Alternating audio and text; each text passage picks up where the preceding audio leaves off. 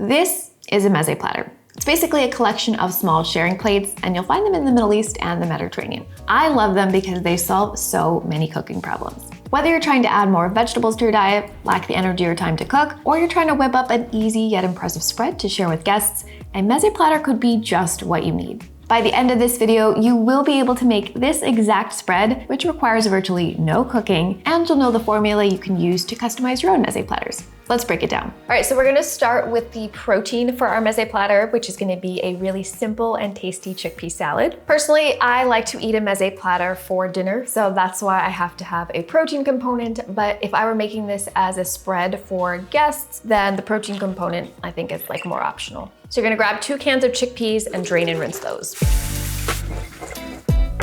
For our dressing, we're gonna zest some lemons. This is gonna make it nice and punchy and bright and fresh and zingy. A little bit of the juice, not too much.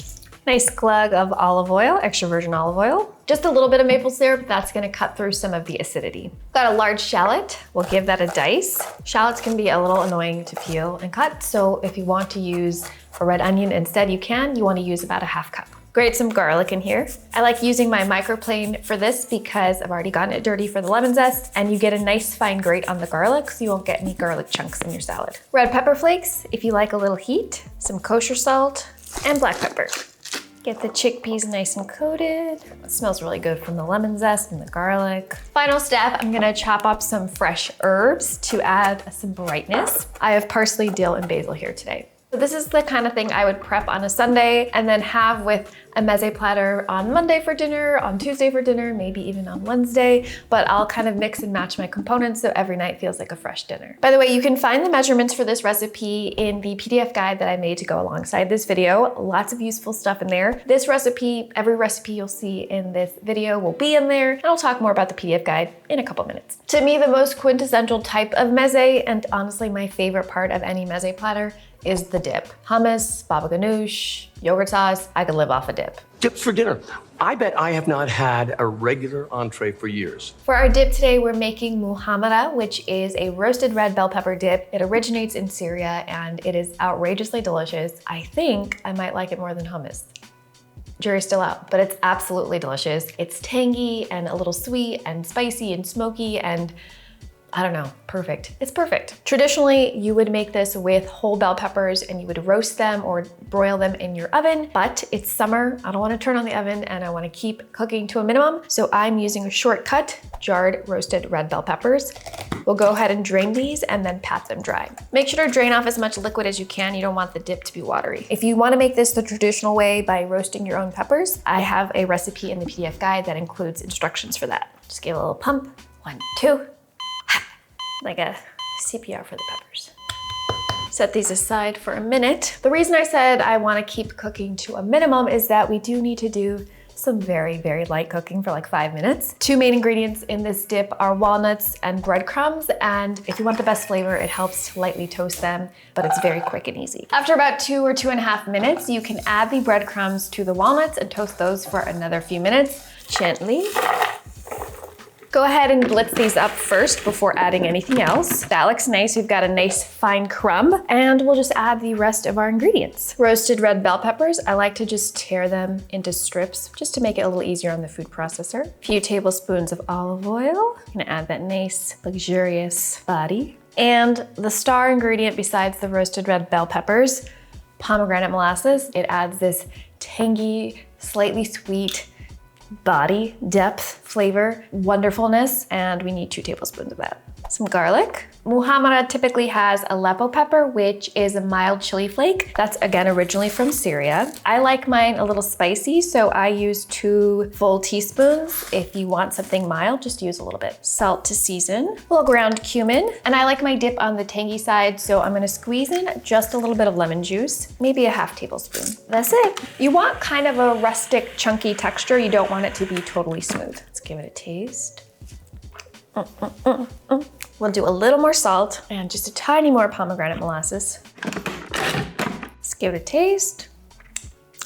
That's so good. Yum! If the 5 minutes of cooking on the stovetop was too much for you and you're looking for like a true no-cook dip, I have a few options in the PDF guide. If you want to make hummus, there's 2 options for that in there. If you want to make tzatziki, you can do that. So check out the PDF guide for more options. Every mezze platter needs some sort of vegetable, preferably more than one variety, and your easiest option is just raw vegetables, crudité, as some people call them, fancy word for fresh vegetables cut up. And I have some beauties from the farmer's market. You can use whatever vegetable you like and that's in season. I've got some adorable baby carrots, not baby carrots, miniature carrots, broccolini, Persian cukes, radishes, and baby summer squash. When you're cutting your vegetables, generally you want spears or something that's in a somewhat larger form so that you can like grab it, scoop it, swoosh it in your dip, and then deliver it to your mouth. Don't make your carrots or your vegetables too skinny. Look at that. If you are looking for something heartier, you could do roasted vegetables. Roasted eggplant, zucchini, cauliflower, or even grilled vegetables would be a nice addition. So many fun colors. For broccolini, you want to chop off the bottom inch or so because they can be a little tough. I think this is a nice width for a scooper, but if your broccolini is thicker, you can slice them lengthwise in half. I'm just removing the leaves. I suppose you could eat them. They're a little tough though. It depends on how much of a rabbit you are. This step is optional, but if you want to zhuzh up your vegetables more, make them a little more exciting, both visually and taste-wise, drizzle them with a little bit of good olive oil, salt and pepper, and they will be so much better than they already are. I mean, who said vegetables are boring? Look how pretty these are. The next component we're gonna make for our mezze platter is a salad. It's an optional component, but a nice way to add a little more vegetable to your life. And since it's summer, I've got some gorgeous heirloom tomatoes, and we are going to make the simplest tomato salad. If you can get heirloom tomatoes, they make for the best simple salad because they have this like meaty, velvety texture, and they really don't need much because their flavor is usually really good. And what's great about a mezze platter is it's really easy to scale up and down most of the things you're making. So if you're cooking for a crowd and you want a lot of tomato salad, you could use 4 or 5 or 6 tomatoes. If you're cooking for just one, you could do 1 tomato. Your finest sea salt, black pepper, the good stuff, a nice aged balsamic vinegar. Ooh, it's gonna be good. Extra virgin olive oil, and basil. That's it. It's gonna be so good with just 5 ingredients. If you don't have access to good tomatoes or you don't like tomatoes, you could do this with cucumbers, maybe add some mint in there in addition to the basil. If you want to do carrots, you could do shaved carrots, maybe some champagne vinegar instead of the balsamic. Use the vegetables you like. I would just steer clear of like a lettuce-based salad. Those are kind of hard to share, they're less fun. And if you want like more traditional Middle Eastern flavors for your mezze platter, a tabbouleh or a fattoush salad would be nice too. That is unfairly good. Some sort of bread is required for a mezze platter, at least for me, for scooping and dipping and for just general life enjoyment. And I have some amazing pita bread here today. Look at this fluffiness. This pita is so good, I could just like eat it plain right now, and I might off camera. But if you don't have such good quality pita, I have a hack for making it taste a lot better. Take your pita round, put it on a sheet pan, and warm it up in the oven for 5 or 6 minutes, and then mix some za'atar and olive oil and brush it across the warm pita. It's gonna taste so much better. That is heaven. Don't have any other words. As with most of my meals, I like to add something with healthy fats to my mezze platter, and olives are a very classic choice for a mezze platter. I personally think the Castelvetrano olive is the best olive to add to your mezze platter because it's buttery and mild, and it's not overwhelmingly olivey. If you have olive skeptics in the crowd, this is a great gateway olive. You can serve the olives plain, just drain them from the brine, put them in a bowl, very easy. But if you want to channel my idol, the Barefoot Contessa, you can make these a little bit fancier in like 5 minutes. Heat up some olive oil and garlic in a frying pan, add some orange peel, lemon peel, maybe a couple spices if you like, and your olives, and let those warm through for 4 or 5 minutes, and these are gonna be so delicious.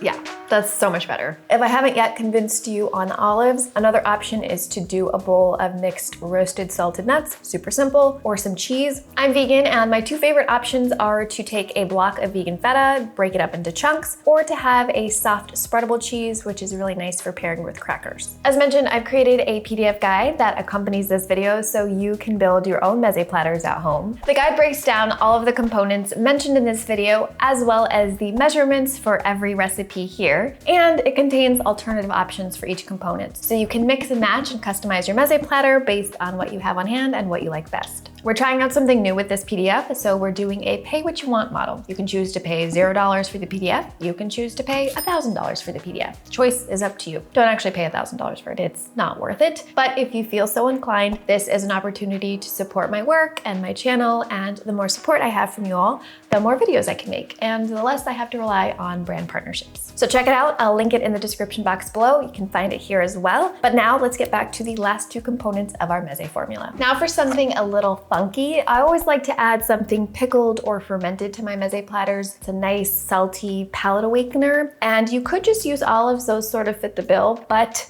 if you have a grocery store with an olive bar, you'll find lots of little fun things there. I found peppadew peppers, which are tangy and sweet and really fun, and these tiny pickle babies, which are also known as cornichons. If you are looking for something more homemade, I do have a pickled carrots recipe in that PDF guide. Sometimes I like to end my meal with something sweet, and summer is the perfect time to rely on fresh fruit because there's just like so much good stuff. It's so sweet, it basically feels like dessert. I found some fresh figs, which are really lovely for that Mediterranean, Middle Eastern vibe for your mezze platter, but really any fruit works as long as you can kind of grab it. I just have to show you these because they're so pretty. Grapes are another good option. Melon is a good option if you like it. I don't totally love it, so I don't use it, but if you like it, use it. And if you don't have any good fresh fruit, you can also do dried fruit, dried apricots, medjool dates. Those are all great options. Time to assemble.